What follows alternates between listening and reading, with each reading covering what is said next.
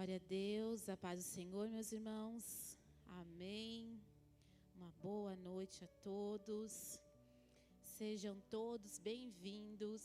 Nós estamos reunidos para louvar o Senhor. E como é bom estarmos juntos louvando ao Senhor. A gente sempre fala como é bom estarmos. E realmente, irmãos, é bom. Mesmo no frio, mesmo com a vontade de estar em casa, deitado no sofá, com um cobertor bem quentinho, mas é bom nos reunirmos no Senhor. É bom estarmos aqui, ver os irmãos, poder olhar para os irmãos, nos relacionar, como nos foi dito ontem. Ontem, para quem esteve aqui, entendeu o que é ser igreja. É um relacionamento, tanto com Deus Pai, quanto com os irmãos. Isso é ser igreja, irmãos. Nós estamos na igreja. Não, nós estamos com a igreja, porque nós somos a igreja. E para nos tornarmos igreja, nós precisamos nos relacionarmos com os irmãos, com Deus, Como a gente viu na quarta-feira, ser um filho de Deus é nos relacionar com Ele. E igreja é nos relacionar com os irmãos, e é isso que estamos aqui. Para juntos nós louvarmos ao Senhor, para juntos erguermos a Ele as nossas vozes, erguermos a Ele as nossas mãos, declarar que Ele é bom, declarar que Ele é maravilhoso, porque às vezes no dia a dia, irmãos, é difícil a gente estar lá em casa e poder levantar os braços, louvar o Senhor em voz alta, às vezes é difícil. Às vezes a gente se apega, a gente ora, a gente lê a Bíblia, mas se entregar, louvar o Senhor, ter espontaneidade, erguer as mãos, dar um glória a Deus mais alto, eles não chamam a gente de louco, não é verdade? E aqui a gente tem essa oportunidade de realmente louvar o Senhor com intensidade, de erguer nossas mãos, de entregar ao Senhor a nossa adoração, de uma forma em que juntos formamos um coral para louvar o Senhor, como os anjos lá no céu cantam. Incessantemente eles estão louvando ao nosso Deus. E aqui também nós estamos fazendo isso nessa noite. Não apenas ouvintes, mas também dar ao Senhor o que nós podemos dar, que é render o nosso coração a Ele. E dizer: Senhor, eu reconheço a Tua bondade e eu te louvo por isso. Eu reconheço quanto Tu és maravilhoso, quanto Tu és bom. E eu quero Te louvar, porque mesmo em minha dificuldade, o Senhor continua sendo bom. Em Salmos 34:8 diz: provem e vejam como o Senhor é bom. Bem-aventurado o homem que nele se refugia. Provem. Quem aqui já experimentou uma comida, provou, que nunca tinha comido antes? Isso é provar, irmãos. Nós temos que provar o Senhor. Não provar de querer duvidar ou provar, o que o Senhor pode fazer. Não, irmãos, Ele é poderoso. Mas nós provarmos do seu amor. Nós provarmos da sua bondade, da sua fidelidade. Provarmos que Ele é o nosso Pai. Provem. Provem e vejam, sintam, se alegrem nele. Provem o Senhor, porque Ele é bom. Vamos louvar a Ele? Você pode se colocar de pé, nós vamos louvar ao Senhor, vamos fazer uma oração. Senhor nosso Deus e Pai, nós te agradecemos. Com nosso coração, Senhor, totalmente abertos para Ti, Jesus. Nós separamos esses momentos para estarmos aqui com os irmãos, para juntos podermos Te louvar, Senhor. Separamos esses momentos para estar com a Tua igreja, para adorar o Teu santo nome, ó Deus, para ouvir a Tua voz, Senhor. E que nessa noite a Tua presença venha estar conosco, Jesus. Não apenas nós aqui neste lugar, mas que a Tua presença venha estar em nós. E que nesse lugar possamos juntos sentir a Tua presença, Deus. Sentir que Tu estás aqui ouvindo a nossa oração, ouvindo o nosso clamor, ouvindo o nosso louvor a Ti nessa noite. Não nos deixe só, Senhor. Não nos deixe só neste lugar, Jesus. Que a Tua presença invada a nossa vida. Que possamos sair daqui transformados. Que possamos sair daqui libertos, Senhor. Que possamos sair daqui alegres na Tua presença. Prontos para caminhar mais uma semana. Para enfrentarmos os desafios de mais uma semana. Nos dê força, Senhor. Nos dê graça.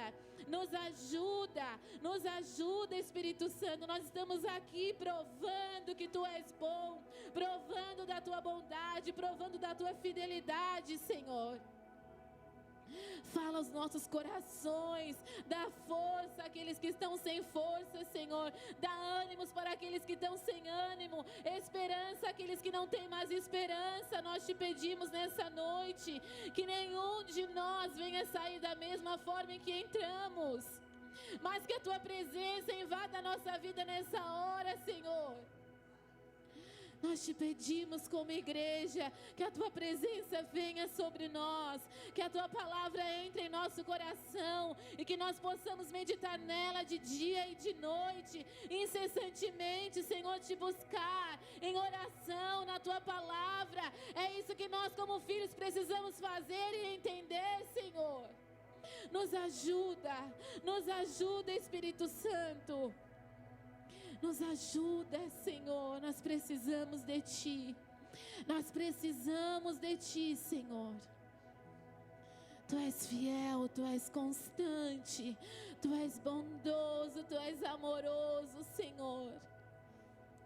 Nós provamos isso e nós sentimos em nós a Tua presença, Deus.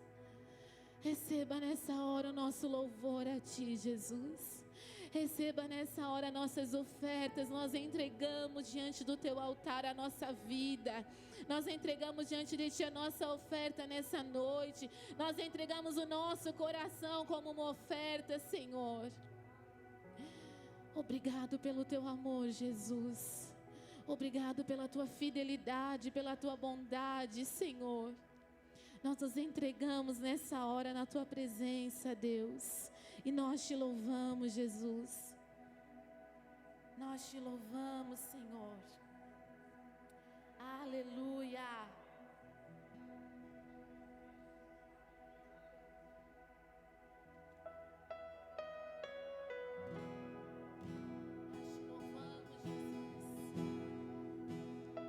Nós Te louvamos, porque sabemos que Tu estás aqui, ó Deus. Vamos louvar ao Senhor. Perto quero estar,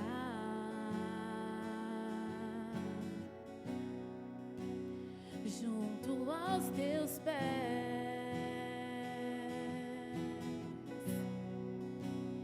pois prazer maior não há que me render e Te adorar. Tudo que há em mim,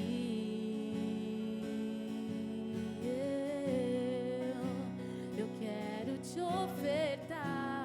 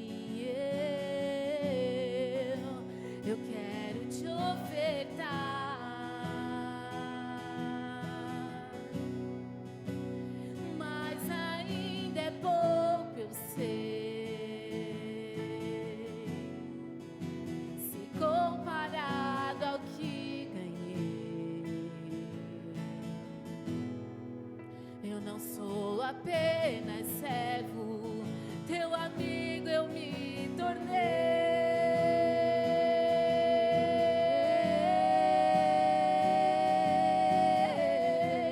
Te louvarei.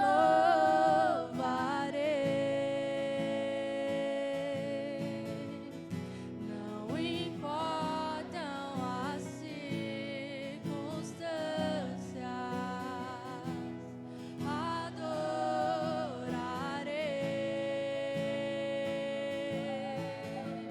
somente a ti, Jesus.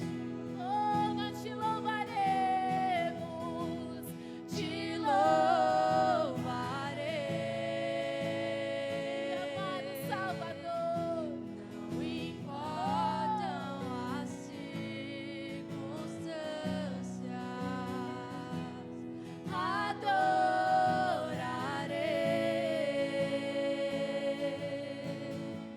somente a ti, Jesus. Somente a ti, Jesus. Nós te louvamos, Senhor, porque tu és maravilhoso. Tu és bondoso, Jesus. Nós te louvamos por quem tu és, Senhor. Não somente pelo que tu podes fazer, ó Deus, mas te louvamos por quem tu és, Senhor. Tu és maravilhoso. Tu és um Pai bondoso, generoso. Nós te louvamos por isso, Senhor.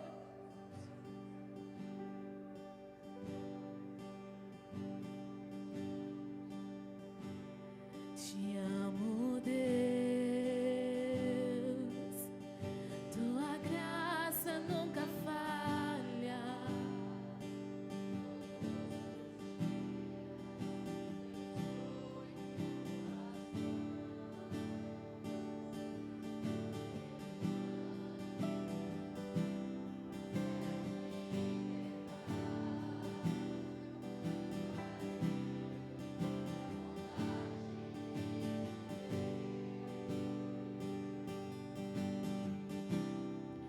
És fiel em todo tempo.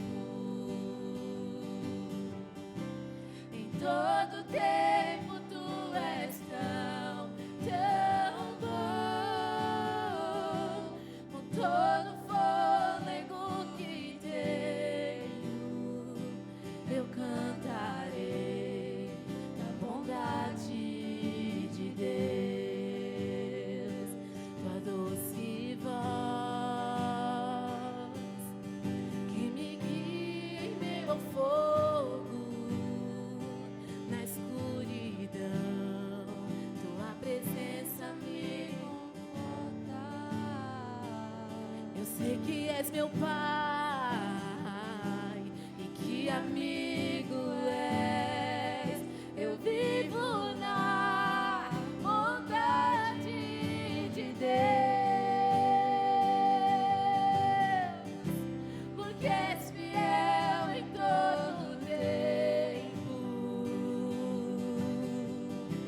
Em todo tempo tu és tão, tão bom, com todo fôlego que tenho, eu cantarei da bondade de Deus. És fiel em todo tempo. Em todo tempo tu és tão, tão bom. Com todo fôlego que tenho, eu cantarei da bondade de Deus. Vamos, tua bondade me seguirá, Senhor. Nós cremos, a bondade me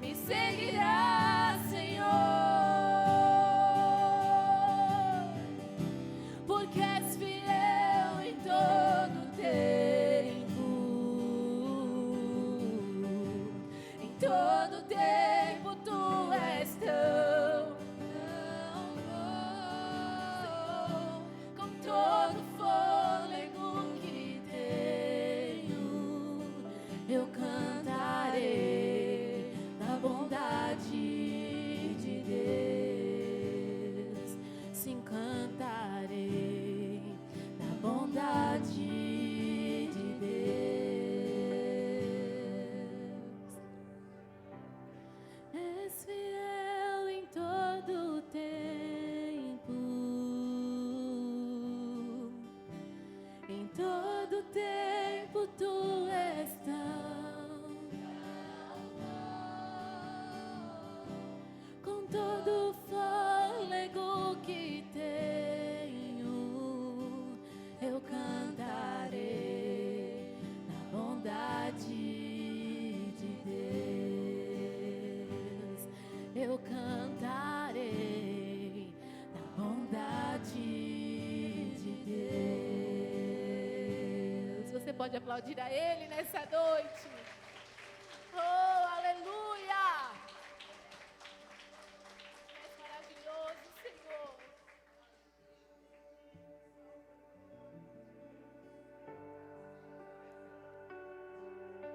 Nós te louvamos, Jesus. Nós te louvamos porque só tu és digno. Os santos e os anjos se prostram aos teus pés. Os anciãos rendem suas coroas ao Cordeiro e a Ele cantam. Os santos e os anjos se prostram aos teus pés. Os anciãos rendem suas coroas ao Cordeiro e a Ele cantam. Tu és digno de tudo. Tu és digno de tudo. Pois tudo vem de ti e tudo é para ti. Tua é a glória.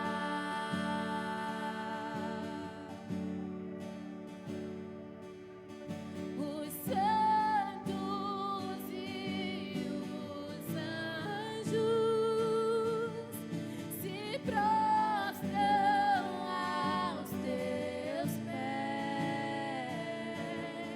Os anciãos rendem suas coroas ao Cordeiro e a Ele cantam. Tu és digno de tudo.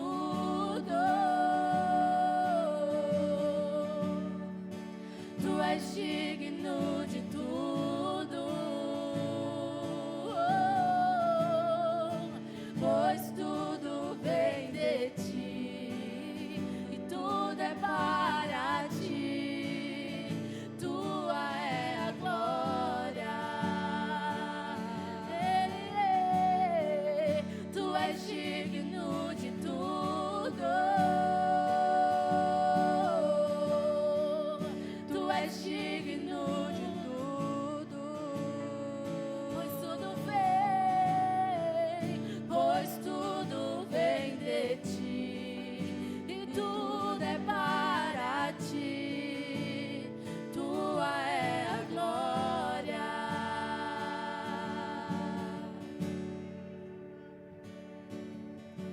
E dia e noite suba a ti nossa adoração. Dia e noite suba a ti nossa adoração. Dia e noite suba a ti nossa adoração. Dia e noite suba a ti nossa adoração. Dia e noite suba a ti nossa adoração. Dia e noite suba a ti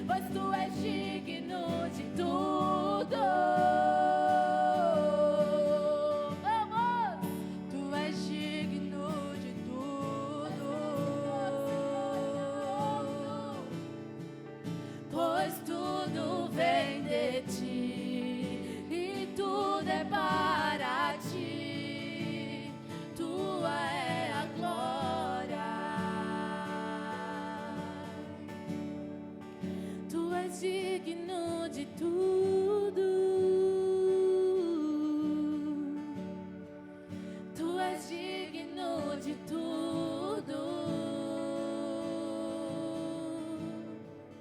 Pois tudo vem de ti e tudo é para ti. Tua é a glória.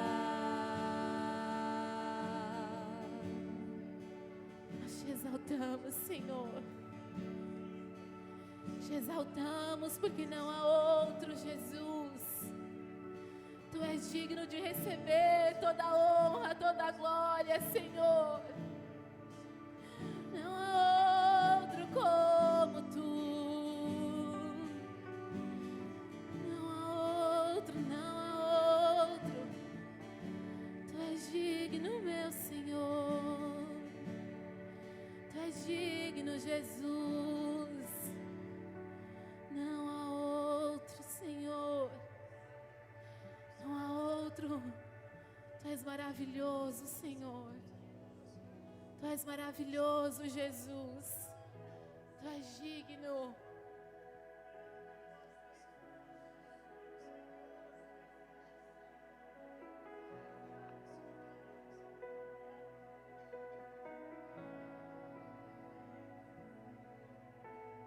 Quem é como tu, Jesus? Não há ninguém além de ti, que é manso e humilde assim. Não há ninguém igual a ti.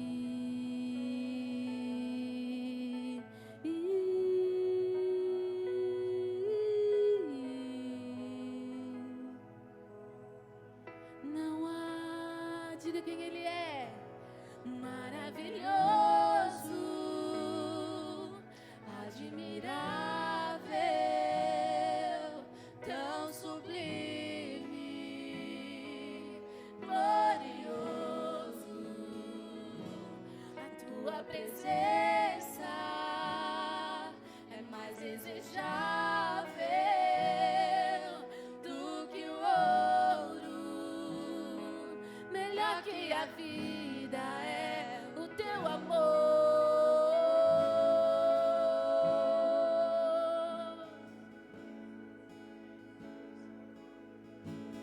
Quem é como tu,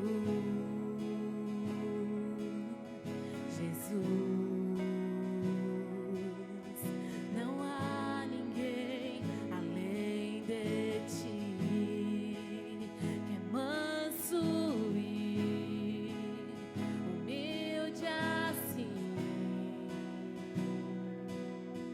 Não há ninguém igual a ti.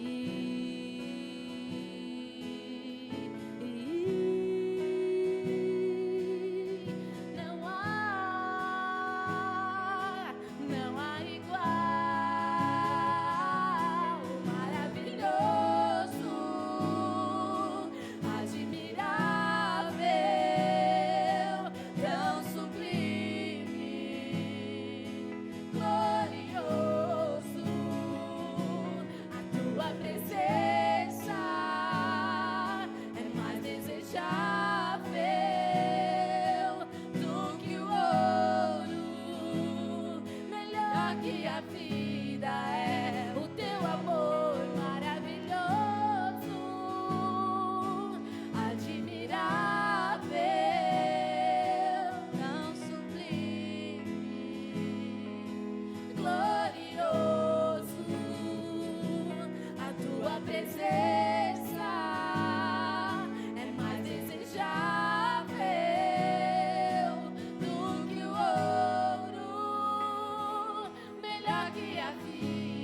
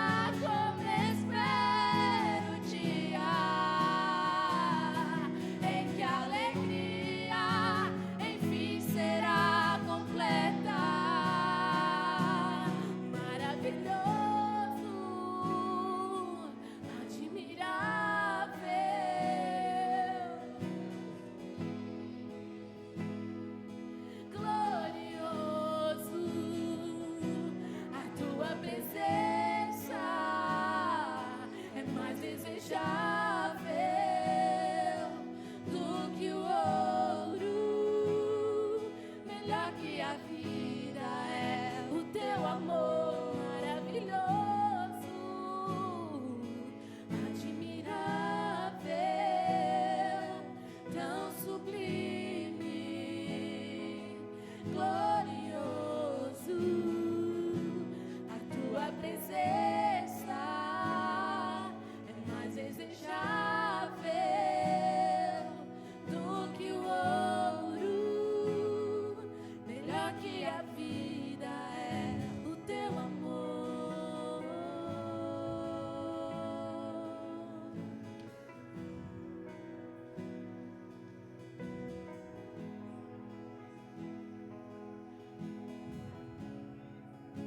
Boa noite, meus irmãos. Tomem seus assentos, fiquem à vontade. E abram as suas Bíblias em Efésios, no capítulo 2. Obrigado, meus irmãos.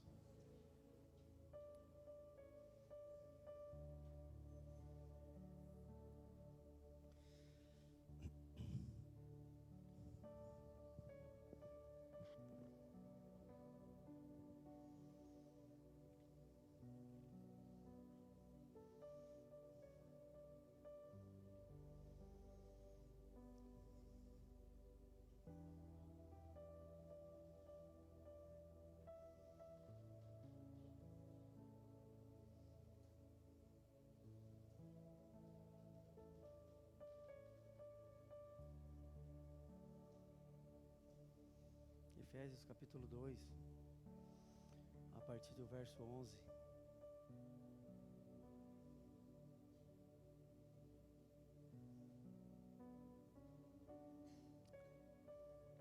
Os jovens se proporam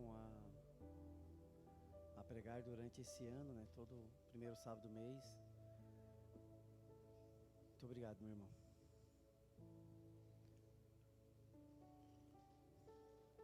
Sobre o tema, o que é ser igreja.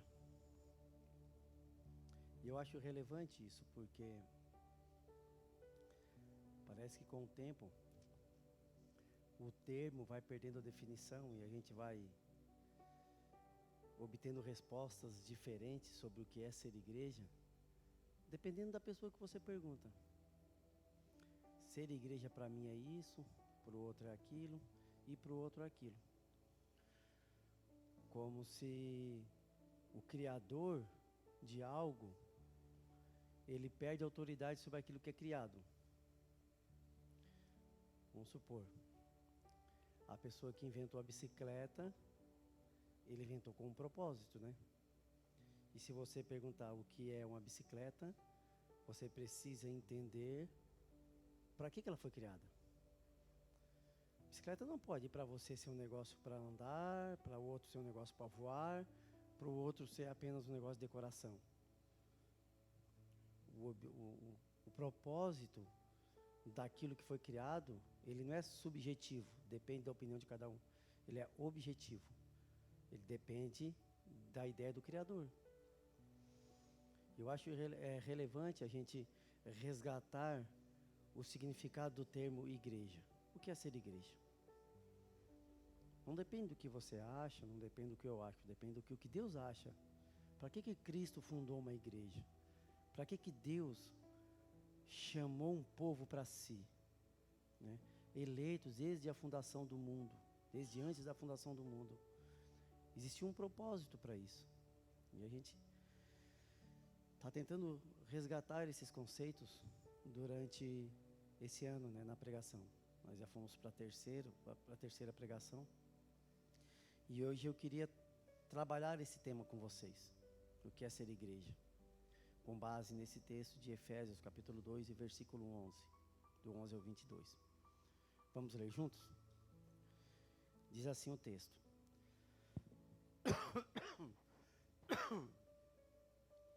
Portanto, lembre-se de que no passado vocês eram gentios na carne, chamados em circuncisão por aqueles que se intitulam circuncisão, que é feita na carne por mãos humanas. Naquele tempo, vocês estavam sem Cristo, separados da comunidade de Israel e estranhos às alianças das promessas, não tendo esperança e sem Deus no mundo. Mas agora, em Cristo Jesus, vocês que antes estavam longe, foram aproximados pelo sangue de Cristo, porque Ele é a nossa paz. De dois povos, Ele fez um só, e na sua carne derrubou a parede da separação que estava no meio, a inimizade. Cristo aboliu a lei dos mandamentos na forma de ordenanças, para que dos dois criasse em si mesmo uma única humanidade, uma nova humanidade, fazendo a paz, e reconciliasse ambos em um só corpo com Deus por meio da cruz, destruindo a inimizade por meio dela. E quando veio, Cristo evangelizou paz a vocês que estavam longe e paz também ao que estavam perto, porque por meio dele, ambos temos acesso ao Pai em um só Espírito. Assim, vocês não são mais estrangeiros e peregrinos, mas concidadãos dos santos e membros da família de Deus, edificados sobre o fundamento dos apóstolos e profetas, sendo Ele mesmo, Cristo Jesus, a pedra angular. Nele, todo o edifício bem ajustado cresce para ser um santuário dedicado ao Senhor.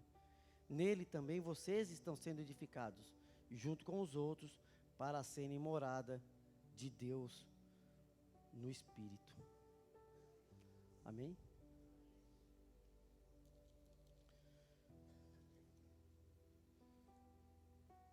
Irmãos, nos tempos que a gente vive hoje, em tempos de individualidade, em que as pessoas são chamadas à autossuficiência e da independência, nós somos chamados a esse aspecto da vida. Eu tenho que ser independente. Eu tenho que ser independente financeiramente, eu tenho que ser independente emocionalmente, eu tenho que ser independente. Então, eu tenho que construir um império em torno de mim, de forma que eu não preciso depender de ninguém. Que eu me autossustente e que eu fique de pé.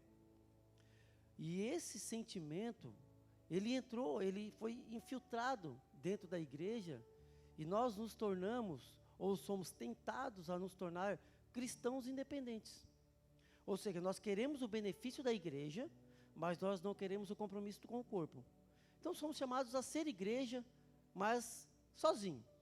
Eu não preciso de estar num templo, eu não preciso de estar lá, me humilhando lá, servindo os outros, eu não preciso estar lá dando dinheiro para pastor, e eles usam os argumentos mais, que degradam, ou degridem, denigram, não sei que palavra que se usa, para diminuir a imagem da igreja. Eles usam isso. Igreja é só para dar dinheiro para pastor, igreja é só para bitolar a mente dos servos, dos irmãos, igreja é para manter o povo no cabresto, e eles vão usando os vários tipos de argumentos. E a gente vai olhando para esse mundo e vai pensando, poxa, será que eu preciso mesmo fazer parte disso tudo? Eu entrei numa discussão saudável, não uma briga, uma discussão, entrei com um colega meu, porque ele disse, eu não me encaixo em nenhuma igreja, irmão, eu tenho o meu relacionamento com Deus. Eu não consigo me encaixar em nenhuma igreja, que eu já fui aqui, fui lá, sempre as pessoas querem me diminuir. Deus disse, mas irmão, tu estás errado. Assim, quem é tu para dizer que eu estou errado? E eu não tenho o meu relacionamento com Deus, sou eu e Deus, eu que sei. Poxa, mas como é que eu vou argumentar contigo um negócio desse? Tu não acredita na Bíblia?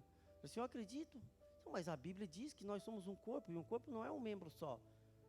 Não, mas eu tenho meu relacionamento com Deus. Eu disse, enfim, irmão, tu pode pensar o que tu quiser. E eu posso pensar o que eu quiser, e tu pode pensar o que eu quiser. Mas há o que a Bíblia diz. E o que a Bíblia diz está acima do que eu penso, e está acima do que você pensa. Passarela pode ser a melhor pessoa do mundo, mas o que ele acha é relevante para o conceito do que é ser igreja. É o que a Bíblia diz que é. Eu posso ser a melhor pessoa do mundo, posso ser a pessoa mais cativante do mundo, mas se eu quiser usar o que é ser igreja conforme aquilo que eu penso, a minha opinião se torna irrelevante. Aí eu falei para ele, irmão, tu pode pensar o que tu quiser, mas tu não é igreja lá na tua casa. Tu precisa fazer parte de um corpo. precisa fazer parte de um corpo. E Jesus, é interessante que antes de ele começar a falar, né, que ele chamou um corpo para ele, um povo para ele, ele diz que Jesus, ele derrubou o muro da separação. Olha o que ele diz ali, ó, mas agora, antes vocês estavam lá, separados no mundo, né? Longe de tudo, ninguém estava nem aí para nada, né? Viviam lá. Mas ele pegou e derrubou o muro da separação e fez dos dois corpos um único corpo. E é engraçado porque ele, não é engraçado, é interessante que ele usa uma imagem física mesmo. Porque lá no templo de Jerusalém existia realmente esse muro. Ao redor do templo, do pátio, existia o pátio dos gentios. Tinha um muro baixo que contornava o templo e dali para fora era o pátio dos gentios. Os gentios não poderiam entrar. Eles só vinham até ali. E ali tinha placas dizendo que o gentil que ultrapassasse aquele limite eram punidos com a morte. E ele está falando que Jesus, ele veio derrubar esse muro que dividia os judeus dos gentios. Ele pegou dos dois povos e fez um só. Ou seja, ele pegou você, que estava lá no mundo, sem Deus, longe do mundo, condenado à morte, ou já morto em seus pecados e delitos. Ele pegou aqueles que estavam do lado de dentro do muro, mas que também estavam condenados, porque na sua soberba achavam que eram melhor que os outros. Ele eliminou esse muro, pegou esse povo, uniu tudo e fez dele um povo para si. Que mensagem gloriosa essa daí. Ele fez de vocês um povo. Ele pegou todo mundo que viviam separados por opiniões, séculos de divisões religiosas, divisões políticas, orgulho de se achar um povo melhor que o outro, de exclusão social. Ele pegou tudo isso e chamou para si e fez de nós um povo para ele. É por isso que você está aqui hoje. Você foi alcançado não só pelo amor verbalizado de Cristo, mas o amor concretizado. A gente viu ontem o amor que é falado, mas o amor que foi trazido à existência por meio de atos. Jesus, ele trouxe à existência um amor que existia só no campo das ideias. Ele foi lá na cruz e por meio do seu sangue, ele derrubou o muro e pegou você e vem. E nós agora somos povo dele, amados por ele, alcançados por ele. Povo de Deus. Mas nós não somos chamados a ser melhor do que ninguém. Nós somos chamados a ser povo de Deus. Em Atos 3, há um exemplo interessante, que tem um homem que ele é colocado lá na Porta Formosa. Ele é coxo. E ele não entra lá. E Paulo e João que chega lá diante de Pedro, né? Chega diante dele. A Bíblia diz que ele diz assim, ó, olha, Pedro fala, olha para mim. Ou seja, ele não tinha coragem nem de olhar. Ele ficava de cabeça baixa, meus irmãos. Ele não estava jogado lá na entrada da cidade. Ele estava na porta do templo. Ou seja, a poucos metros de poder fazer parte da adoração ao santo. E ele estava ali, largado. E quando Pedro chega e pergunta o que ele quer, ele só queria dinheiro. Ou seja, um mendigo. Só queria dinheiro. Ele queria a coisa menos valiosa desse mundo, o dinheiro. E Pedro fala assim, eu não tenho isso que tu queres, mas eu te dou algo muito maior que isso. Levanta e anda. E a gente é tentado a pensar que o que Pedro deu para ele foi a capacidade de se locomover. Fez um milagre de pegar um aleijado e fazer ele andar, mas não foi só isso. Porque o texto é enfático quando termina que a primeira coisa que ele faz, ele entra no templo saltando de alegria. Ou seja, a felicidade dele, a alegria dele, o que Pedro deu para ele, não foi o prazer de andar, foi o prazer de entrar no templo. Foi a felicidade de poder agora fazer parte daqueles que adoravam ao Deus. Ou seja, ele inseriu ele na família de Deus. Nós éramos aquele aleijado. Estávamos lá, impedidos de fazer parte da família de Deus. Mas ele falou, levanta e anda. E nos trouxe a vida. E hoje nós estamos aqui. Alegres, felizes. Porque agora nós somos parte da família de Deus. Nós somos do povo dele. E é interessante, que ele usa 3 figuras para descrever esse povo que ele pegou, que estavam separados por meio de seu sangue, ele derrubou aquele muro, ele fez de nós um povo só, e ele usa 3 imagens para descrever esse povo. Em primeiro lugar, ele é uma família para o pai. Olha o que diz ali no versículo 19. Assim, vocês não são mais estrangeiros e peregrinos, mas vocês são concidadãos dos santos e membros da família de Deus. Você não foi chamado somente para ser servo, você não foi chamado somente para servir, mas você foi chamado para fazer parte de uma família. Vocês não são amigos, vocês não são conhecidos. Deus não chamou vocês para fazer parte de um clube. Ele não derrubou esse muro, não derramou o seu sangue, não morreu na cruz para transformar-nos num clube social. Como a gente vê muitos clubes de motos, clubes que se reúnem para ver jogo de futebol, tem gente que se reúne para andar de parapente, tem gente que se reúne para surfar. Nós não somos um clube que se reúne para ler a Bíblia. É diferente, meus irmãos. Um clube desse, existe um relacionamento muito superficial. Eles se conhecem naquele aspecto que os une, que é somente o esporte. Quem gosta de futebol, o que une eles é o gosto pelo futebol. Quem gosta de surfar, o que une eles é o gosto pelo surf. Quem gosta de moto, o que une eles é o gosto pela moto. Agora, família não. Família é muito diferente disso. Família não é um clube que se reúne. Família é algo que as vidas se entrelaçam. Não é somente um aspecto da nossa existência, da nossa vida, dos nossos gostos que nos une. É a nossa própria vida que nos une. Nosso próprio sangue está entrelaçado. Então ele nos tornou família de Deus. Nós somos aquele povo que estamos ligados pelo sangue de Cristo. Ele derramou aquele sangue para fazer da gente irmãos.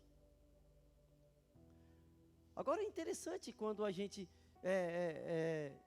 vê que Cristo morreu para nos tornarmos família e nós não nos comportamos como família.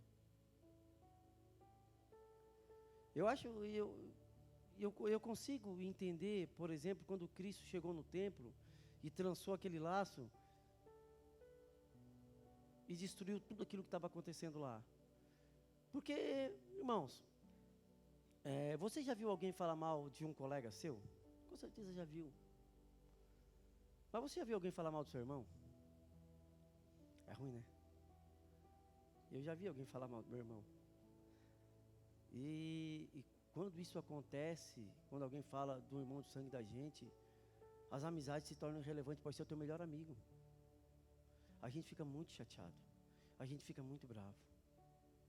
E tem uma coisa que mais me chateia, irmãos, eu falo de coração, é quando vejo na igreja irmãos falando mal de irmãos. É por isso que a Bíblia fala que se tem uma coisa que Deus abomina é aquele que cria contenda entre os irmãos.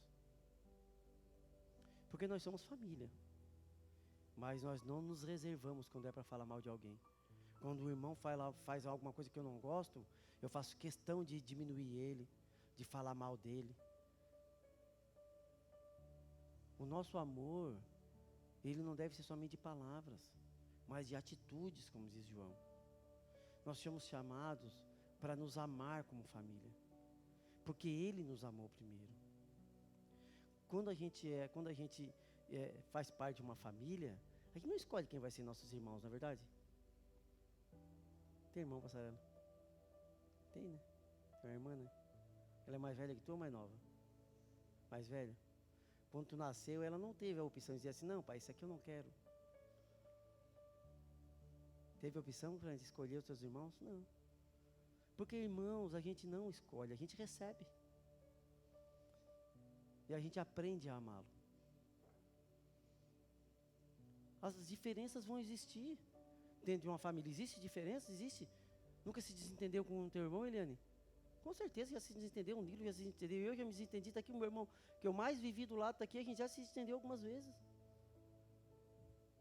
Mas isso não nos torna separados.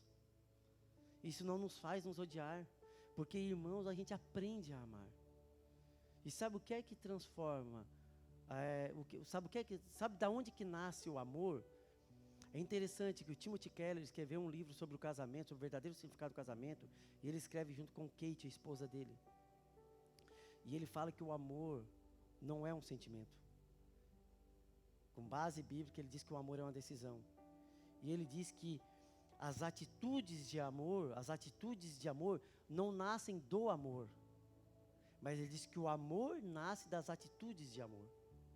Ou seja, você pode não amar uma pessoa, você pode não gostar dela. Não é amar, você pode não gostar dela. Mas conforme você vai tendo atitudes de amor, você começa a amar ela. São as atitudes que transformam um relacionamento amoroso. Quanto mais você age com atitudes de amor, mais você começa a amar essa pessoa. Você vai criando vínculo, você vai criando relacionamento, vai se aprofundando e cada vez mais você vai chegar a um ponto que esse relacionamento está tão ligado por causa das atitudes que você teve em relação a isso, que você ama ela. Então você decide amar quando você começa a decidir ter atitudes de amor. Agora o inverso também é válido. Você não tem afinidades emocionais com a pessoa e quando você começa a ter atitudes de não amor com a pessoa. E quanto mais você tem atitudes de não amor, mais longe de amá-la você se coloca, você fica. Então, quando Deus nos traz para uma família, Ele não decide que você tenha ligações emocionais com a pessoa, olhar como a pessoa diz, meu santo bateu. Claro que tem pessoas que você está na própria família, tem irmãos que você se dá mais e irmãos que você se dá menos. Agora, as atitudes de amor que você tem precisam ser iguais. Você precisa ter atitudes de amor. E nós, como igreja, como família, nós precisamos nos amar. Ai, como que eu amo o meu irmão? Se eu não sinto, mas o ato não nasce do sentimento, é o sentimento que nasce da atitude.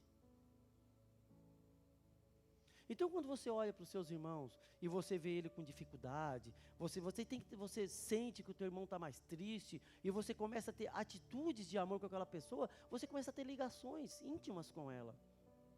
E essa intimidade começa a nascer dessas atitudes. Por isso que João fala, meus filhinhos, não amem somente de palavras, mas de verdade com atitudes. Porque o elo que liga uma família não são sentimentos, são atitudes. E nós precisamos olhar um para os outros como família. Porque Ele nos chamou para ser família. Ele morreu na cruz para que fôssemos família. O sangue dele verteu na cruz, um sangue justo verteu para que nós fôssemos aproximados como família, para que nós nos amássemos como família. Não para que nós fôssemos somente um clube social, que a gente se reúne domingo, aí a gente vai para casa e acabou. Aí eu não me sinto, mas Ele não te chama para sentimentos, Ele te chama para atitudes. Eu não pergunto porque eu não me sinto próximo daquela pessoa, mas Ele não te chama para sentir. Eu venho domingo, vou para casa e no próximo domingo eu volto. E eu não tenho, eu estou tão desconexo dessa família, que tem alguém do meu lado sofrendo e eu não consigo sentir. Eu não percebo, eu não tenho sensibilidade para sentir o sofrimento do outro. Você já pensou dentro de uma casa, ter 3, 4, 5, 10 irmãos, e um está sofrendo profundamente, e os outros 9 estão vivendo sua vida normalmente, sem estar nem um pouco preocupado ou não perceber o sofrimento do outro. Ou muitas vezes percebe que o outro está em dificuldade, mas vive a sua vida como se nada tivesse acontecendo. Cristo nos chama para ser família, é o primeiro aspecto, porque nós fomos reconciliados com Deus para vivermos reconciliados uns para com os outros. Mas Ele não chama somente para nós sermos família, Ele nos chama para sermos um corpo para o Filho. Olha comigo no versículo 16, o que ele fala. Vou ler no 15. Cristo, Ele aboliu a lei dos mandamentos na forma de ordenanças, para que dos dois criassem em si mesmo uma nova humanidade, fazendo a paz e reconciliasse ambos em um só corpo com Deus. Enquanto família fala de identidade, corpo fala de serviço. Então nós somos chamados para sermos família de Deus. Mas nós somos chamados para sermos corpo, um corpo para o Filho. Você já viu que um corpo ele é formado por vários membros? Tem esse meu braço, tem esse meu braço, tem a mão, tem o dedo, tem as pernas. Mas você já viu que tem pessoas quando perdem um membro, eles colocam uma prótese? Acontece, né? E às vezes elas são tão perfeitinhas, irmãos, que a gente nem percebe que é uma prótese. Mas aquela prótese, ela pode parecer um membro, ela pode ser igualzinho, ela pode até passar imperceptível, mas ela não é um membro. Sabe por quê? Porque ela não recebe a ordem da cabeça. Antes de a minha mão fazer assim, a minha mente já decidiu que ela faria assim. E ela disse para mim fazer isso. E ela obedeceu a ordem que veio da minha mente. Enquanto a prótese não recebe a ordem. Ela vive ali, só de aparência. E nós fomos formados um corpo, não prótese, membros de um corpo vivo. Nós estamos ligados à mente de Cristo, a Cristo que é o cabeça. Ou seja, o que determina as nossas atitudes, o que determina as nossas ações, não é o que nós queremos fazer, mas o que Cristo quer fazer. Por isso Paulo disse, não sou mais eu que vivo, mas Cristo vive em mim. Porque as atitudes dele, as atitudes de amor dele, a vida dele, tudo para o qual, aquilo que motivava ele, não era aquilo que o agradava, mas aquilo que agradava a Cristo. Nós podemos até dizer, meus irmãos, que Cristo é tudo para nós. Nós podemos até dizer que nós vivemos para Cristo. Mas contra fatos não há argumentos. O que vai realmente determinar se nós somos corpo ou não é aquilo que nós fazemos. É aquilo que as pessoas veem em nós. Nós precisamos receber a ordem da cabeça. E o sofrimento maior do ser humano é aquele que vive como prótese. Porque ele vive conforme os seus próprios desejos. Mas Cristo nos chamou para vivermos um corpo. Ou seja, Ele está mandando sinais de vida e vida em abundância. E nós precisamos estar conectados a esse corpo para recebermos essa vida amorosa que Ele derramou sobre nós por meio da sua morte na cruz. Ou seja, a sua felicidade não depende dos seus desejos. A sua felicidade depende daquilo que Cristo quer para você. E quando Ele fala, meu irmão, faça isso, é isso que você precisa fazer.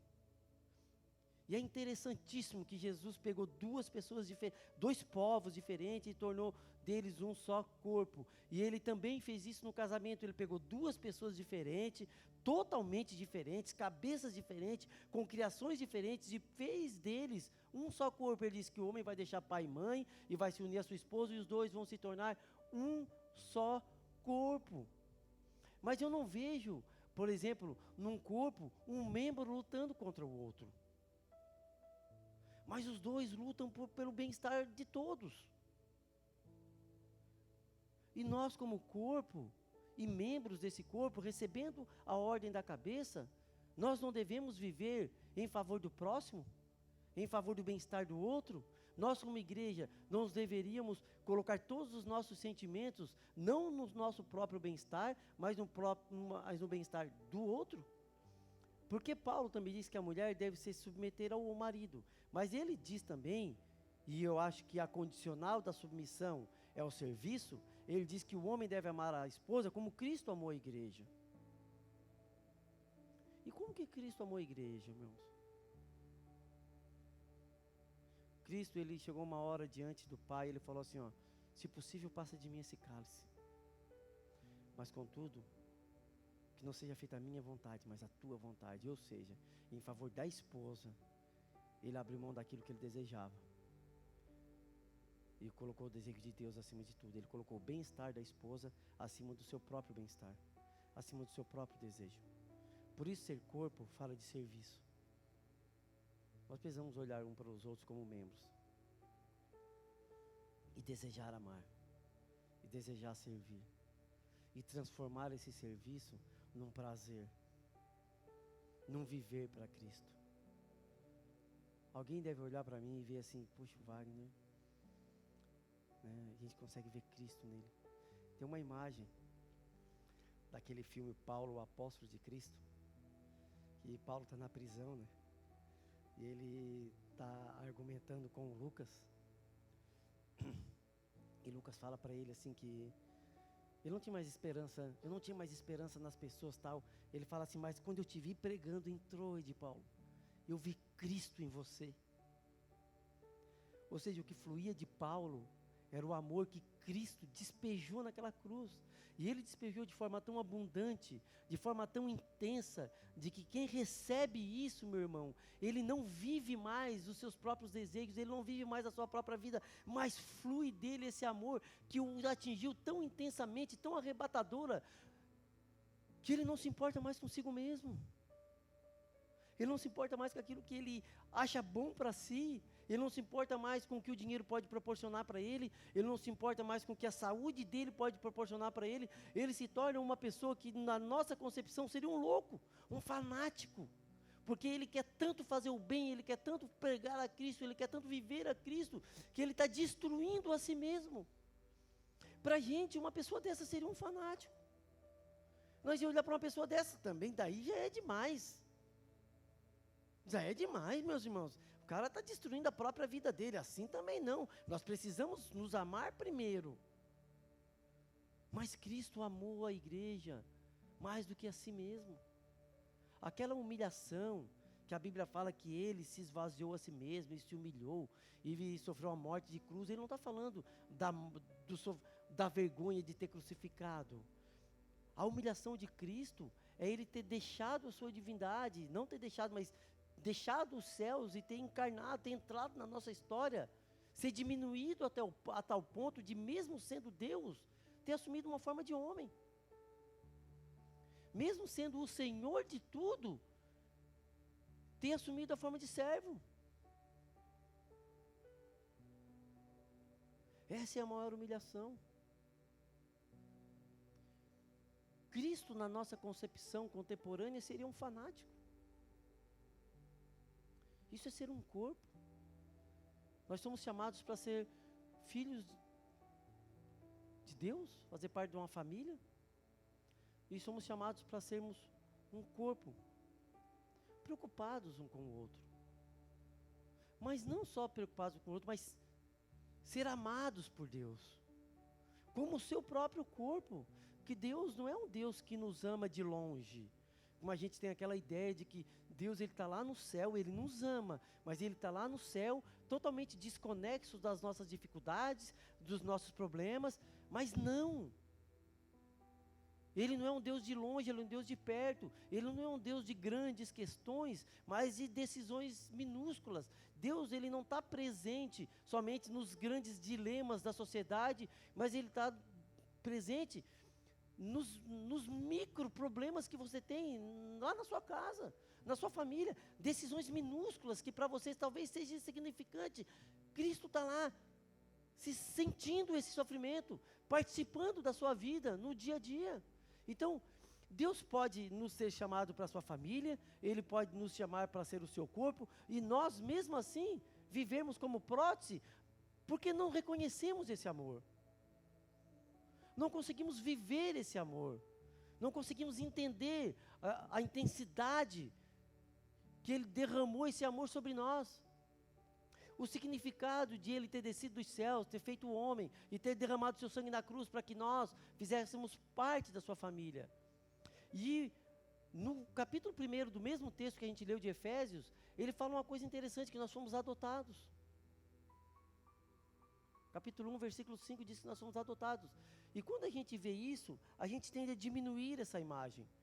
Porque parece que adotado é um filho de segunda classe. Mas ele está pregando para uma cultura e nós precisamos entender como que aquelas pessoas receberam essa mensagem. Porque naquela época, um pai, ele tinha todo o direito de rejeitar um filho. Porque ele não escolheu como é que o filho nascia. Se um filho nasce com problema, ou nasce de uma cor que ele não gostou, né? Ele não era obrigado, ele não escolheu. Então ele tinha o direito de rejeitar esse filho. Mas a lei proibia o pai de rejeitar um filho que ele tinha adotado. Porque um filho adotado, ele recebeu por escolha. Ele olhou, ele viu, ele entendeu e ele escolheu para si. Agora você entende. Por que Paulo falou que nós somos adotados? Está conseguindo entender? o que Deus fez com você. Deus não vai te rejeitar por causa das suas imperfeições. Talvez você possa olhar para você e pensar assim: mas eu volta e meia eu perco a paciência, volta e meia eu faço aquilo. Eu tenho meus defeitos. Se eu consigo reconhecer os meus defeitos em mim, quanto mais Deus. Mas irmãos, quando Deus olhou para você, Ele conheceu você desde antes da fundação do mundo. Ele olhou, Ele viu todos os seus defeitos, todas as suas qualidades. Você não pega Deus de surpresa cada vez que você tropeça. Ele conhece. E se Ele conhecendo a sua intimidade, conhecendo o seu interior, conhecendo o seu coração melhor do que você mesmo, e Ele escolheu você e chamou para você para a família, fez de você o corpo dEle, não existe a menor possibilidade de Deus mudar de ideia. Não vou mais aceitar o irmão porque, eu escolhi ele naquela época, mas agora ele vacilou demais, isso aí me decepcionou. Não existe a chance de você decepcionar a Deus. Então, quando você foi atraído para Ele, pelo seu amor, você está seguro. Jesus falou que ninguém pode vir a mim se o Pai não o enviar, e eu não o rejeitarei de forma alguma. Os seus erros, as suas imperfeições, os seus pecados não pegam Deus de surpresa de forma alguma. Você é corpo definitivo do Filho, família do Pai e corpo do Filho. Por isso, um corpo para o Filho, quem pertence à cabeça, vive para servir. Porque nós vivemos a vontade de Filho. E Cristo nos chama para isso, para viver um corpo. É por isso que eu fico muito decepcionado, e talvez uma das coisas que mais me leva ao pecado, o pecado da irritação, é quando eu vejo o irmão falando mal do outro. Eu fico muito chateado com isso. E às vezes eu até peco, porque eu não me controlo e falo algumas besteiras quando eu vejo. Poxa, como pode? Nós estávamos mortos em nossos pecados. Se nós entendemos isso, a gravidade do nosso pecado, se a gente reconhecer de onde que a gente foi tirado, a gente olha para a igreja. Nós todos somos chamados pelo mesmo Pai, pela mesma voz, fomos unidos pelo mesmo sangue, estávamos na mesma condição, e agora a gente consegue olhar para o lado e ver o outro como menor que eu. Irmão, há uma coisa muito séria: quando você olha para o seu irmão e você o rejeita por causa das suas imperfeições, você está dizendo que Deus errou ao escolhê-lo. Deus errou ao escolher esse irmão. Ele é muito... Porque se Deus escolheu e você rejeitou, intrinsecamente você está dizendo que Deus errou. Mas, irmão, se Deus errou na escolha dele, Deus também não poderia ter errado então em escolher você? Está vendo quando você coloca em dúvida a escolha de Deus por um lado, você coloca em dúvida em todas? É o mesmo que você dizer assim: não, nas Escrituras eu acredito em tudo, mas aquilo que o apóstolo Paulo falou, eu acho que ali ele se enganou. Mas se o apóstolo Paulo se enganou em uma coisa que ele disse, aonde mais ele poderia ter se enganado então? Então você coloca, você descredibiliza toda a Escritura quando você descredibiliza uma parte. Então, quando você rejeita um irmão por causa das suas imperfeições, por causa dos seus erros, por causa dos seus defeitos, e você fala mal dele, ou você diminui ele de alguma parte, ou você não se entrega ao serviço de ajudar essa pessoa a se levantar, você está dizendo que Deus errou com ele. Ele foi uma escolha errada de Deus. Mas se Deus errou com ele, ele poderia ter errado com você. Poderia ter errado comigo. Será que nós estamos aqui por engano? Será que você está aqui por engano? Será que Deus errou, meu irmão, em me escolher? Será que Deus errou em te escolher? De forma alguma. O sangue de Cristo não foi derramado em vão. O sacrifício dele não foi em vão. O sacrifício de Cristo é eficaz a todos aquele que ele escolheu. É eficaz, meus irmãos. Então, se Deus escolheu, e se nós estamos recebendo como corpo as ordens da mente, os comandos da mente, nós não podemos odiar o irmão, e não podemos diminuir o irmão, e nem deixar de servi-lo. Porque se Cristo escolheu, Ele não poderia emitir um comando para que nós nos rejeitássemos. A não ser que nós estejamos vivendo como uma prótese. Isso é ser família. Isso é ser um corpo. Isso é ser igreja. Mas Paulo prossegue nas suas figuras.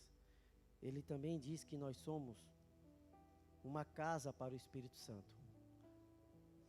Olha o que ele diz no verso 21. Vocês estão comigo aí? Nele, agora ele usa a imagem de um edifício. Olha o que ele diz no versículo 21. Nele, todo o edifício bem ajustado cresce para ser santuário dedicado ao Senhor. Nele também vocês estão sendo edificados, junto com os outros, não edificados sozinhos, junto com os outros, para serem moradas de Deus no Espírito Santo. Então nós somos chamados para uma casa, para uma família, que fala de identidade. Nós somos formados em um corpo, que fala de serviço, mas nós somos chamados para ser morada do Espírito, que fala de santidade. Você já viu como a casa, né? Quando você vai receber uma visita, você arruma bem, né? Antigamente a gente recebia as pessoas, os mais antigos vão lembrar que antigamente a gente recebia as pessoas em casa sem aviso prévio, né? Poderia ir. Chegava o fulano, batia, que surpresa boa, entrava, né? Hoje em dia já não. Hoje em dia ninguém mais recebe ninguém em casa se não for avisado. Tem que mandar um WhatsApp, vou aí, hoje não dá, meu, vamos marcar para quinta-feira que vem. Então tá marcado para quinta-feira, chega quarta-feira, irmão, não vai dar porque surgiu uma coisa e tal. A gente fica se esquivando da visita. Não deixa. Aí chega na outra semana e quando vê, passa um ano. E a gente está tentando agendar aquele café, agendar aquela visita, passa um ano, eu tenho um colega que o filho dele fez 4 anos essa semana. E eu não visitei ainda o filho dele. Era para mim visitar, não. Ele disse, vamos esperar, porque nos primeiros 30 dias é bom não visitar, né? Primeira semana não é bom porque a mulher está de resguardo. É resguardo que se fala ainda, né? Está de resguardo. Aí depois do resguardo, a criança tinha que, é igual cachorrinho, tem que tomar as vacinas. Para não pegar nada. Então daí passou 30 dias, passou 30 dias. Do 30 dias passou 6 meses, dos 6 meses passou 1 ano, faz 4 anos. A gente fica se esquivando das visitas. A gente não quer receber ninguém. E aí vai. Né? A minha filha, a colega dela, eles andavam sempre juntos. Aí a colega dela teve um filho. Faz 6 meses que eles não se veem. Porque mesma situação, vou lá, não vou. Passa um tempo, passa outro. Aí vai esfriando o relacionamento. Vai esfriando, a gente vai se afastando. Quando a gente vê, tô com saudade daquele meu amigo. Vou mandar uma mensagem para ele. Aí tu vai ver a conversa, faz 2 anos que vocês não se falam. Talvez seja por isso. Porque a nossa casa está bagunçada. Nunca está organizada o suficiente. E a gente está sempre tentando organizar as coisas para as visitas. E não para quem habita. Mas a Bíblia fala que nós não fomos chamados para ser uma casa para o Espírito visitar. Mas nós somos uma casa para o Espírito habitar. Então a gente não tem que organizar a nossa casa para receber uma visita, mas para uma habitação. A nossa casa deve estar sempre em ordem. Sempre organizada. Isso fala de santidade. E quando eu falo de santidade, meus irmãos, eu não falo daquela santidade estéril, que não produz nada. Aquilo que nos leva a pensar que todo mundo está errado, todo mundo está pecado, todo mundo que faz alguma coisa que eu não gosto, eu acho que é errado. Já viu? A gente vive a nossa vida normalmente. Aí quando eu vejo alguém fazendo alguma coisa que eu não gosto, então para mim é fácil abrir mão daquilo, eu falo, idolatria. Aí eu não gosto de andar de moto, mas o irmão está andando de moto, ele está idolatrando a moto. Eu não gosto de futebol, mas daí o cara vê o outro lá gosta de jogar futebol, idolatrando o futebol. Mas eu gosto de correr, então eu gasto 10 mil num tênis. E está tudo bem, minha saúde. Mas o outro que não gosta fala assim, idólatra, por que comprar um tênis de 10 mil? Por que não anda com um tênisinho de 5? Aí o outro que não gosta de bicicleta, critica o outro porque comprou uma bicicleta de 10 mil, porque o rapaz está investindo naquilo que ele gosta. E ele está sempre, essa santidade estéril, que está sempre vendo o defeito no outro, criticando o outro, e nunca olha para dentro de si mesmo. Eu não estou dizendo para você olhar para dentro de si mesmo e ver você como pecador. Porque a santidade, ela não fala de algo etéreo, de algo que só está no campo dos pensamentos. A santidade não é somente algo espiritual. A santidade é algo que precisa estar presente na nossa vida diária. Uma pessoa, o fruto do Espírito não é algo só espiritual. Você já viu que Gálatas, quando é Gálatas que fala do fruto do Espírito? É, né? O que é que ele fala ali, quando ele fala, o que é o fruto do Espírito? O que é? Amor. Fala o quê? Amor é o quê, irmãos? Uma atitude. O que mais que ele fala? Alegria é o quê? Uma atitude, mansidão. O que é mansidão, irmãos? Domínio próprio. É você controlar os seus ímpios. O que é amor? É atitudes de amor. É você agir com amor. É uma ordenança, não é um sentimento. E ele fala, vocês devem amar uns aos outros. O que é alegria, irmãos? É satisfação. É você ter Cristo como a satisfação plena do seu ser. A sua alegria, ela não está condicionada àquilo que você tem, mas àquilo que você é. Ele não diz assim, ó, se possível, irmãos, busquem coisas que possam tornar vocês alegres. Ele não está falando que um fruto do Espírito é ser alegre. Porque a felicidade não flui daquilo que você tem, ele flui daquilo que você é. Quando você é chamado para ser família de Deus, corpo do Filho, habitação do Espírito, o Espírito que habita em você gera felicidade. Então, o espiritual, a santidade, são atitudes, são práticas expressas no seu dia a dia daquilo que Cristo fez dentro de você. Então, como é que você adorna essa casa para a habitação do Espírito? Com atitudes diárias, nas suas micro decisões, no falar com o próximo, no falar com o outro, no ajudar, no conversar, no oferecer conselhos, no se deixar amar, porque já viu que a gente acha que amar, ele é é algo que sai de você, mas o amor também é receber. Tem um exemplo que o Timothy Keller fala também nesse livro dele. Ele usa o exemplo de que eles foram viajar, ele e a esposa dele, eles tinham 2 filhos pequenos, e ele chegou naquela cidade, e lá naquela cidade tinha uma livraria que ele queria muito visitar. Mas ele pensou assim, mas se eu for nessa livraria, a minha esposa vai ficar com as 2 crianças pequenas durante umas 3 horas, não é justo. Então ele não foi, mas ele queria ter ido. Só que por dentro ele ficou remoendo que a mulher dele poderia ter reconhecido. Ela sabia que eu queria ir lá, ela poderia ter se oferecido, né? De me deixar ir lá e perguntar, tu quer ir lá na livraria? Vai lá, eu dou um jeito. Mas ela não falou.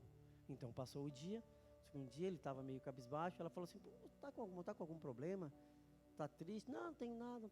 Passou o tempo, disse, não, eu vou falar. Eu fiquei triste mesmo, porque você sabia que eu queria ir lá naquela biblioteca e você não falou nada. Ela assim, eu não sabia, nem me liguei, estava com tantos problemas com as crianças aqui, que eu nem me preocupei, nem me lembrei disso. Ela assim, você sabendo disso, por que você não falou? Porque eu achei que tu precisava da minha ajuda e seria egoísmo da minha parte. Ela assim, o maior egoísmo da tua parte foi ter me privado de ter tido atitudes de amor contigo. Já pensou? Eu converso muito isso com a minha sogra, a gente conversa bastante aqui sobre isso, né? Quando a gente diz assim, eu não quero incomodar. Ninguém pode fazer nada por mim. Eu não quero incomodar. Está intrínseco nisso aí uma incapacidade de ser amado. E de amar também. Porque quando você deixa o outro expressar amor por você, você está expressando amor pelo outro. Porque se você está permitindo que ele ame, que ele exteriorize o que Cristo fez dentro dele. Então nós devemos amar e aprender a ser amado. E nós como igreja, irmãos, como sendo uma família de Deus, um corpo de Cristo, uma habitação do Espírito, nós precisamos entender isso, que nós somos amados por Deus. Mas como que Deus nos ama? Como que nós podemos experimentar o amor? Se não por meio das atitudes dos irmãos. Cristo nos ama. Quando Ele levanta a Fran para me consolar num momento de dificuldade. Eu sei que Cristo me ama Quando no momento de tristeza profunda, ele levanta um irmão da igreja para vir e fazer alguma coisa por mim. E eu me permiti ser amado. Mas Cristo também ama o outro. Quando você sente que o outro precisa de ajuda e você se movimenta em favor disso. Você vai em direção a Ele. Mesmo que isso vai te roubar algum tempo, mesmo que isso vai te custar algum dinheiro, mesmo que isso vai te custar, talvez, um tempo de lazer, de descanso, você abre mão disso, por amor. Por isso, uma casa para o Espírito significa que o Espírito não procura apenas um lugar para visitar, mas ele procura um povo para habitar. Aí fica alguns questionamentos. Como que você está? Como que nós estamos? Igreja não sou eu, somos nós. Como que nós estamos como família de Deus? Como que nós estamos como um corpo para o Filho? E como que nós estamos como casa para o Espírito? Quando você está aqui e você vê alguma divisão, sabe que uma casa, uma família e um corpo pode ter diferenças, mas não pode haver divisões. Uma mão pode ser diferente da outra. Eu estava experimentando fone de ouvido ontem e o aplicativo entende quando ele não está ajustado. Estava vendo com a minha esposa e ele tem diferentes borrachinhas ali na ponta. Eu boto um fone aqui e ele diz que esse está ajustado e esse aqui não. Então esse vai um tamanho de borracha e esse vai outro. Ou seja, meus dois ouvidos são diferentes. São diferentes. Mas não são divididos. Ouvem a mesma frase e se completam para decodificar a voz. Se eu fechar um ouvido, eu já não escuto igual.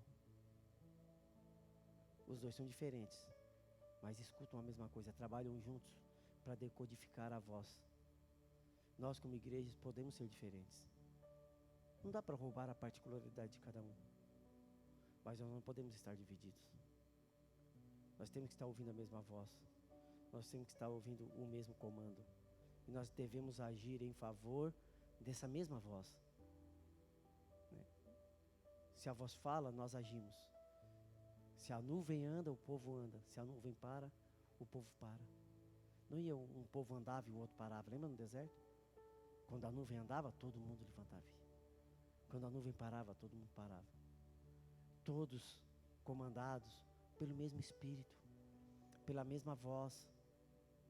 Assim é ser igreja. Cabe uma reflexão para a gente entender no que Deus está nos tornando.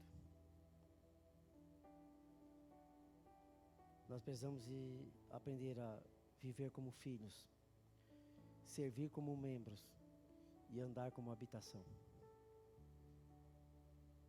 Eu sei que você vai ser confrontado por isso, meu irmão. Amanhã mesmo você vai poder ter situações em que você vai precisar exercer a sua capacidade e de ser família. Porque você vai ver algumas pessoas da igreja fazendo algo que você não concorda. Aí você vai poder escolher entre falar mal da pessoa ou simplesmente guardar para si. E amar a pessoa apesar das diferenças. E talvez depois conversar com ela com amor. Mas não expor o pecado. Essa foi a diferença dos filhos de Noé. Todos eles viram o que o pai tinha feito. Ele estava nu na tenda. Mas um expôs, os outros guardou. E qual foi a consequência disso? Nós precisamos aprender. Também vocês vão ser confrontados, na sua capacidade de ser corpo. Você vai ter o desejo de fazer algo e lá no seu interior você sabe que está errado. O que você vai decidir? Agir conforme o comando da mente, o comando da cabeça que é Cristo, ou segundo os seus próprios desejos? E nós também vamos ser confrontados pela nossa capacidade de sermos casa, a nossa santidade. quando você tiver que tomar uma atitude, se você trabalha com negócios, quando você tiver que tomar uma atitude nesse negócio, cobrar o preço de alguma coisa, vender alguma coisa, como que você vai fazer? Negociar um trabalho, como que você vai saber? Em benefício próprio, em benefício do outro. E para encerrar, a gente precisa entender esses 3 princípios, que ser igreja é viver como filhos do Pai, membros do corpo e morada do Espírito. Mas eu queria falar uma palavra, uma frase, que os puritanos falavam muito. Eles falavam que ser crente, ser santo e viver a santidade é corandeu. Corandeu significa viver uma vida diante de Deus. A comunidade puritana, eles prosperavam no comércio e as pessoas perguntando, né, por que tentando entender como que isso acontecia.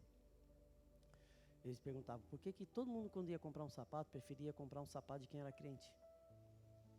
Aí eles perguntavam por quê? Por que tu prefere comprar um sapato de um sapateiro que é crente, ou de um terno de um alfaiate que é crente, e não de outro? Porque o alfaiate dos evangélicos, dos puritanos, dos crentes, eles são os melhores que tem. São mais bem feitos. E os preços são os preços mais justos. Às vezes são de melhor qualidade e mais barato. Interessante. E foram perguntar para eles, por que vocês, apesar de fazer um negócio tão bem feito, ainda cobram um preço mais justo? Ele assim, porque nós vivemos corandeu. É uma vida diante de Deus. Quando eu faço um sapato, eu não faço para servir o pé do cliente. Eu faço para calçar o pé de Deus. Quando eu cobro o preço de um terno, eu não estou recebendo o dinheiro de um cliente, eu estou recebendo dinheiro das mãos de Deus. E eu não seria, e ele assim, eu não seria capaz de machucar os pés daquele que morreu por mim. E tampouco roubar dinheiro do bolso daquele que me deu vida. Que Deus abençoe cada um de vocês, meus filhos. Presbítero Luciano.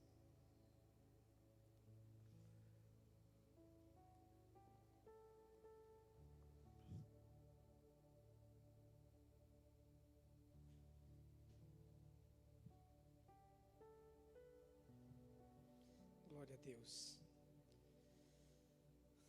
A gente aprende com Deus o que é ser igreja. Que Deus abençoe a vida do irmão Wagner, sempre despertando em nós, né, o desejo de servir e de viver, de ser igreja. Quando você estiver triste, e um dia você vai estar, se é que não está agora, pode ter certeza, Deus te escolheu. E tenha certeza, Deus é perfeito em tudo e Ele não errou na escolha. Você não é uma obra do acaso, você foi criado pela mão do Pai.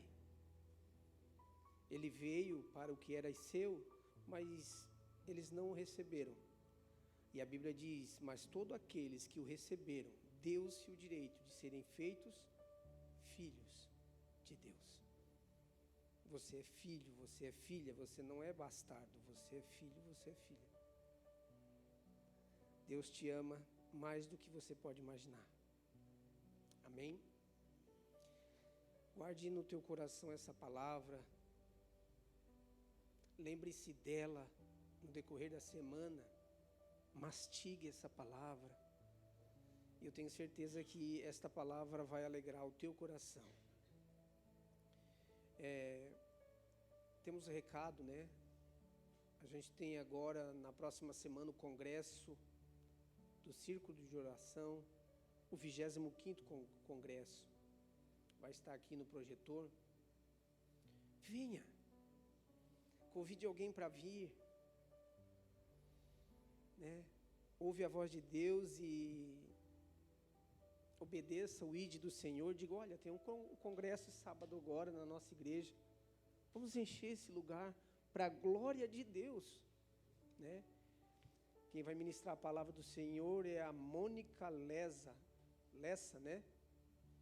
Maicon e Joseli, é isso?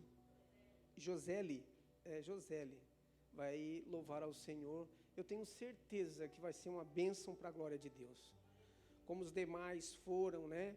O Senhor tem feito grandes coisas nesse congresso, eu tenho certeza que não vai ser diferente.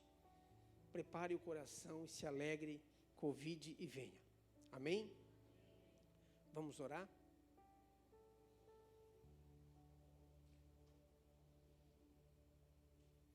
Que palavra maravilhosa, irmão Wagner. Que palavra maravilhosa.